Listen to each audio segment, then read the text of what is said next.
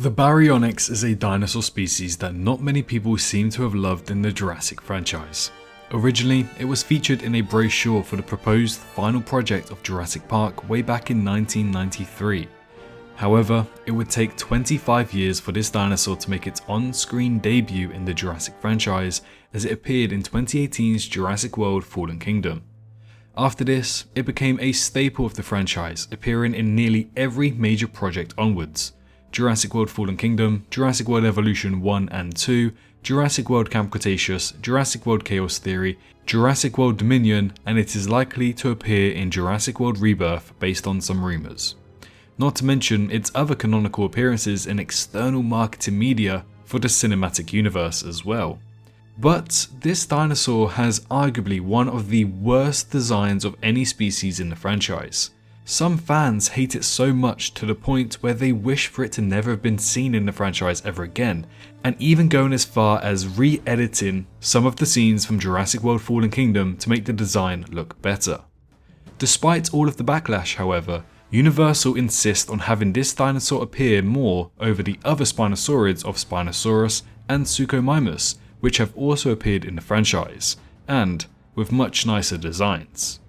They even went as far as having an iconic named trio called Chaos, Limbo and Grim in Jurassic World Camp Cretaceous.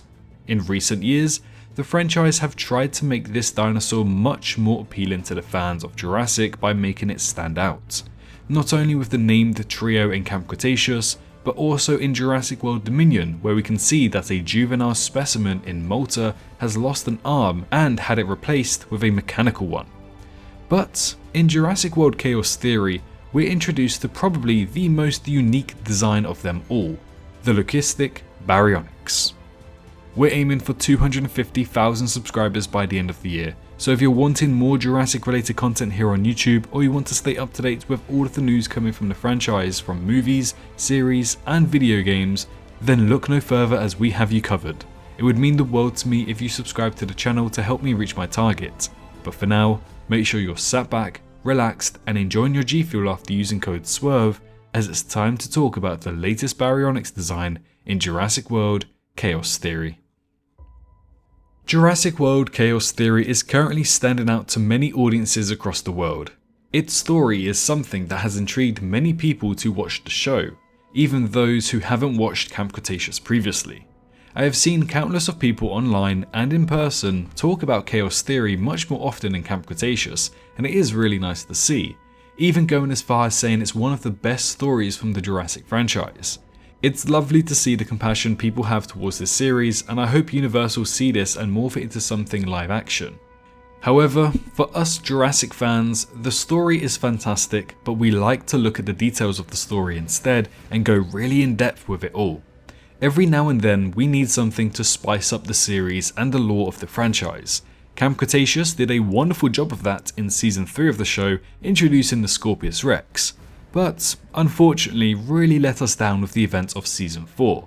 Jurassic World Dominion introduced the prehistoric locusts to the franchise, something that true Jurassic fans can appreciate as it resembles a heavy nod and theme towards Michael Crichton's original stories back in the late 1900s. The entire movie of Jurassic World Dominion is very Jurassic. And now we just have to wait and see what they have in store for us in Jurassic World Rebirth next year. But as for Chaos Theory, what do we have? Well, in season 1, the Atrociraptors were undoubtedly the standout stars of the show, as we get to learn a lot more about them and their backstory before their appearance in Jurassic World Dominion. But season 2 is where it all started to take off even more. Jurassic World Chaos Theory Season 2 reintroduced us to Siona Santos, a character I admired a lot from Jurassic World Dominion and was pleading online to continue her story in the franchise. As we know, in Jurassic World Dominion, her story doesn't end there, as it's confirmed that Siona Santos escapes from Barry. Some people were assuming that she got caught and arrested by Barry in the events of the Malta incident. However, just a little later on in the day and the movie, one of the workers at Biosyn states to Dodson that he just got off the call with Siona Santos, confirming that Santos escaped Barry, leaving her story open for the future, which is really nice to hear, because I believe that she has a lot of story to be told with her. However, with Chaos Theory practically being a prequel to Dominion, we get to explore her backstory and what she comes across leading up to the events of Jurassic World Dominion. One thing that we weren't expecting to see was a Leucistic Baryonyx. But what is this dinosaur? Well, Dr. Saar was hired as the geneticists in creating dinosaur life for Sirena Santos to sell across the world. In doing so, he gets payment, but also gets to show off his work and experiment with these creations. Kind of like Dr. Wu during the amalgam testing back in the late 1990s, just before Jurassic Park 3, which ultimately gave us the Spinosaurus. However, Dr. Saar decided to do something different with his genetic ideologies. He exclaimed that he was removing certain parts of the genomes in the DNA sequences of these dinosaurs, something that hasn't really been done before in this franchise. At first, this had me slightly confused. What would be the reason, and what would be the purpose for this? Well, as the episodes went on, we get the appearance of the almost albino Baryonyx introduced to us. At first, the dinosaur seems to have really dark eyes. It wasn't until the creature turns into the light that we see this dinosaur has no eyes whatsoever. It wasn't that they were removed after being born, no. This dinosaur had skin across where the eyes would be, confirming that it was designed to be born without any eyes whatsoever. Very creepy.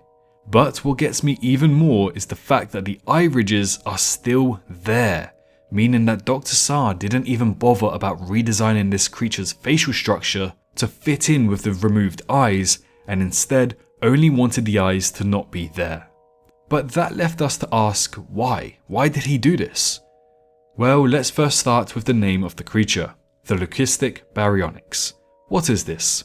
Leucism, or Leucism if you're an American, is very similar to albinism, however does not affect the creature in the same way. A truly albino creature is a creature that's completely whited out from the melanin production in the animal's cells, whereas leucism, which is much more common, is only a partial loss of pigmentation in the skin. This doesn't necessarily mean to be completely whited out, as grey colorization is also possible within leucism, exactly what we see with the Baryonyx. So that is where the name of this dinosaur came from. Now, we don't know if this was intended to be this colour, but I wouldn't be surprised if Dr. Saar specifically designed the Baryonyx to be this way. The leucism of this dinosaur isn't the standout feature, however, as we see the complete loss of eyes. Why did Dr. Saar do this? Well, it is partially explained in the same episode. Although I do believe that Dr. Saar really wanted to test his capabilities in the science of dinosaur design, Sirena Santos says that this dinosaur could be very expensive and even hold military applications for such a creature. This is because the dinosaur's other senses have heightened and was also designed to have echolocation, allowing it to see in the dark and sense where things are at. Now, you can understand Santos' thoughts behind a military application for such a dinosaur. We even get to see it in action as it hunts the Nublar 5 in the dark using its abilities. This wasn't the first time echolocation has been used in the franchise, however, as the Therizinosaurus in Jurassic World Dominion was also blind and was shown to be using echolocation to find where Claire was in the foliage. This Baryonyx was brought up by Dr. Saar from birth, which is a nice little callback to John Hammond and Owen Grady imprinting on the dinosaurs when they were born.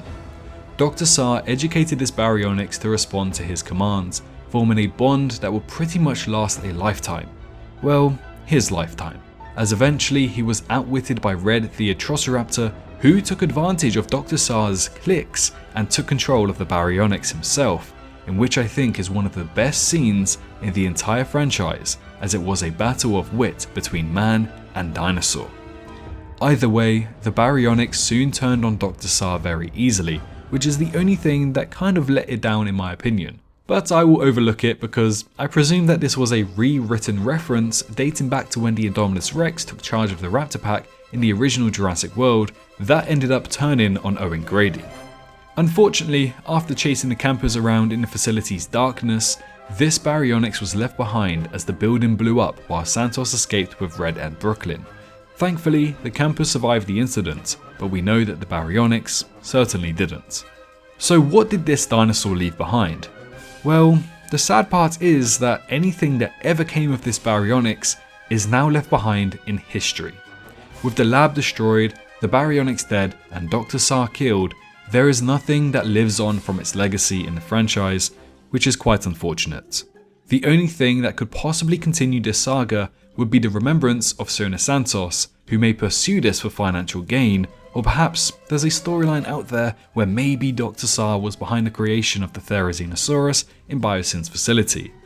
Other than that speculative idea, there's practically nothing remaining from this story. So, the Leucistic Baryonyx was a fun piece of Jurassic history that had an impact on the fans of the franchise, and something that will be remembered for the dark and eerie tone it set, and also that scene with Red the Atrociraptor. I feel as though this is a great way to explore the genetic manipulation in the Jurassic franchise without creating abominations and hybrid dinosaurs, something that's almost testing the limits of genetic power. However, I don't believe that Jurassic World Rebirth is going to be following up on this story whatsoever. With Rebirth set in the year of 2028, there's still an opportunity for this story to have a follow-up in those 5 years between Chaos Theory and Rebirth, as it is quite likely now that prequels to Rebirth will happen. But at the same time, it just doesn't seem likely. However, could that be a good thing? A one and done story might be what made this scene even more hard-hitting to the viewers. But, knowing us, we'll always want to see more like this from the franchise. I'm interested to know what you guys think. Did you like the introduction of this Baryonyx? Was it something you want to see more of in the future? Why not let me know in the comments below, and be sure to like the video if you found this interesting. Don't forget to subscribe to the channel for more Jurassic content like this, but most importantly, make sure you're all staying safe out there, and I'll see you all in the next one. Bye bye. Hello, hi, you, did you enjoy the video? Just a little reminder to press that like button and also subscribe. I just want to thank my Patreons for this month on screen right here, as giving me that little extra support really does go a long way. But anyways, I hope you guys have an amazing rest of your day.